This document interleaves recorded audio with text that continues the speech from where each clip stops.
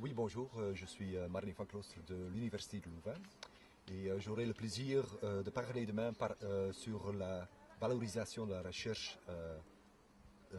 dans le domaine des sciences environnementales pour pouvoir valoriser ça dans des études d'impact environnemental et dans les procédures. Et donc c'est plutôt la question comment est-ce qu'effectivement la science peut être intégrée et valorisée dans toutes ces études. Et donc mon intervention porte sur différents éléments. Tout d'abord sur tout ce qui est amélioration de la connaissance des processus environnementaux, c'est-à-dire tout ce qui se passe dans les sols, dans les eaux, dans l'air, de comprendre, si vous voulez, comment la pression des différentes activités humaines vont avoir des influences sur l'état de cette ressource naturelle. Ensuite, je vais également parler un peu de tout ce qui est les démarches d'articulation, parce que quand on a affaire avec un système environnemental, ce sont par définition des systèmes qui sont très complexes. Et alors, il faut avoir des démarches qui permettent de tenir compte de cette complexité.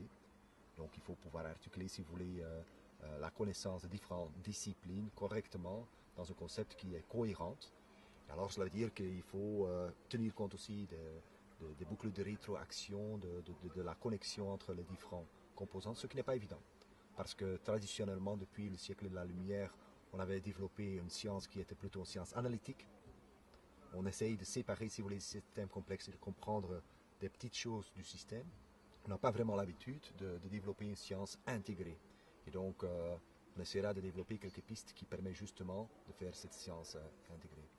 Ensuite, je vais également illustrer tout cela pour évaluer ou pour montrer quels sont les outils et quels sont les concepts de modélisation et de surveillance qu'on doit développer pour pouvoir soutenir cette science environnementale. Et je vais illustrer ça pour la problématique du secteur agricole, comment est-ce que le secteur agricole va avoir des incidences sur l'environnement. Je vais surtout parler un peu comment, je suis belge, je suis en Europe, comment est-ce qu'on a en Europe, on a, si vous voulez, développer des outils qui permettent d'évaluer l'impact de l'agriculture sur les ressources naturelles et quels sont les outils méthodologiques de surveillance et comment est-ce qu'on peut adapter, si vous voulez, ces méthodes. Et le point final de mon intervention portera aussi plutôt sur le rôle des scientifiques et la déontologie scientifique.